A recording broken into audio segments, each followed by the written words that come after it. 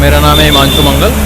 मैंने आईआईटी बॉम्बे से ग्रेजुएशन की है सिविल इंजीनियरिंग में 2017 में। उसके बाद मैंने सिटी में काम किया था एज ए सॉफ्टवेयर डेवलपर 3 साल के लिए। सर आपका कौन सा अटैम्प्ट था और कौन सा इंटरव्यू? मेरा तीसरा अटैम्प्ट था। पहला था 2017 में, बट उसके बाद मैंने जॉब की थी तो छोड़ दिया था। उसके बाद 2020 और 21 ये लगातार है और पहला इंटरव्यू है। ये पहला इंटरव्यू तो सर मीडियम क्या आपका? इंग्लिश है।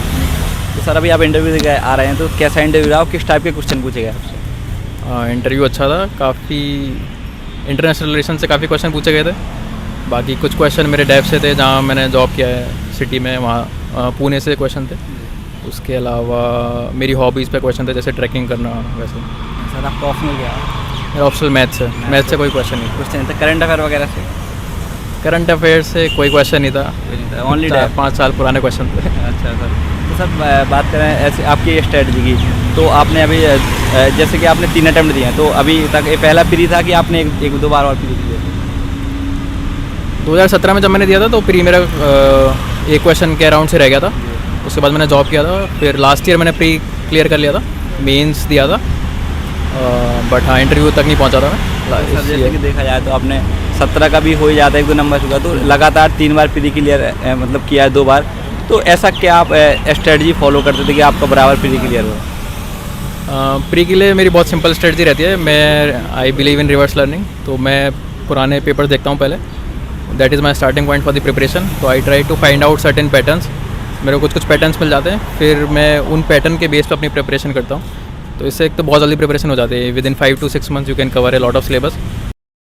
Very sure of clearing prelims if you go by that approach. Also अगर यूपीएससी का अपन पैटर्न या ट्रेंड देखे तो यूपीएससी का ट्रेंड 2-3 साल तक ऑलमोस्ट सिमिलर रहता है। 2-3 साल तक वो एक सर्टेन एरिया से क्वेश्चन पूछते हैं। तो अगर तुम बहुत थॉरली पुराने पेपर देख रहे हो और बहुत थॉरली उसका एनालिसिस कर रहे हो तो 2-3 साल से काफ़ी रिवर्स लर्निंग करके काफ़ी पैटर्न्स ढूंढ सकते हो।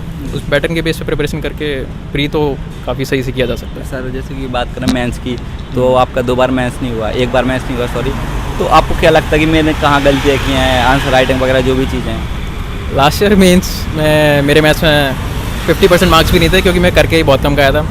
बहुत कम टाइम था लास्ट ईयर। तो मैथ्स वॉज वन एरिया जहाँ I was lagging last year. मेरे को पता था लास्ट ईयर नहीं होगा। बट कमिंग टू मेंस में 3 चीज़ें बहुत ज़्यादा मैटर करती है। ऑप्शनल अच्छे से कर लो। ऑप्शनल में if you can score somewhere more than 270-280 you are in a very good seat.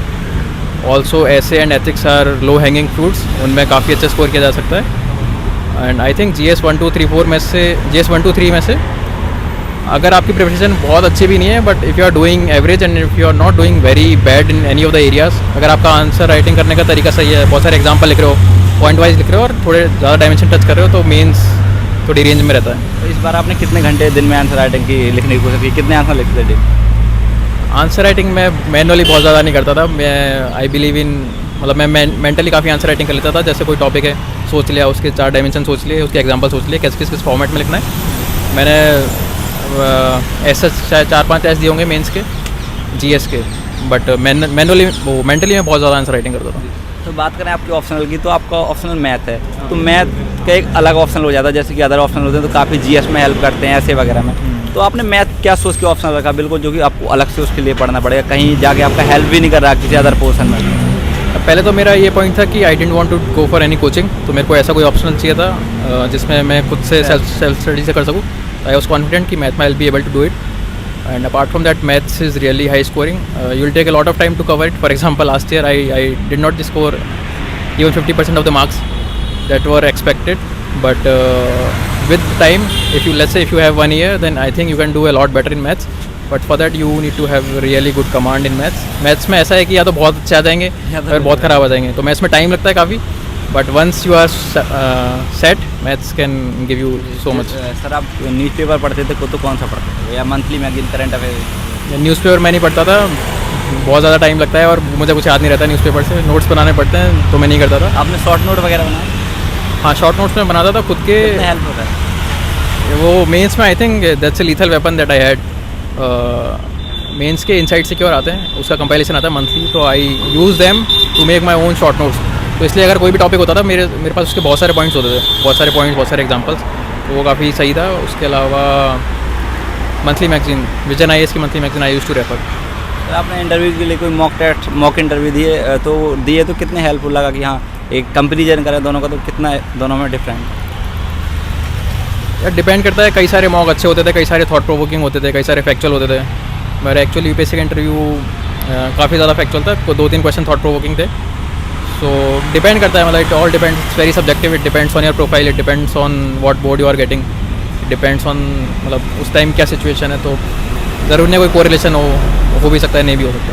जैसे प्रीलिम्स के लिए जैसे प्रीलिम्स आपका जब नज़दीक आता था, आपने प्रीलिम्स दिए तो सारे प्रीलिम्स क्लियर हुए आपके, तो ऐसा क्या आप प्रीलिम्स के कुछ दिनों पहले ऐसा क्या करते थे, कुछ नया पढ़ने की या सिर्फ रिवाइज करते थे, क्या करते थे? प्रीलिम्स में जैसे इफ़ आई टॉक अबाउट तो एंशिएंट हिस्ट्री है, मिडिवल हिस्ट्री है, इसमें से कुछ टर्म्स आती है वो हमेशा आती है, उसके 3-4 क्वेश्चन हमेशा आते हैं, वो आई थिंक सब छोड़ के जाते हैं। बट मैं लास्ट ईयर 10 दिन मैंने वही पढ़ा था, उसके बहुत सारे क्वेश्चन आ गए थे।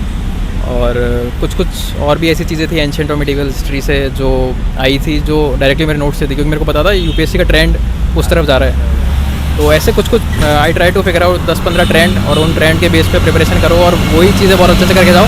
बेसिक तो जनरली करते थे, एप्टीट्यूड वाले क्वेश्चन हम करते थे, और अगर पैटर्न वाले क्वेश्चन अपन कर दो तो सही है। और आई believe in doing all the questions, like my attempt is generally 95+।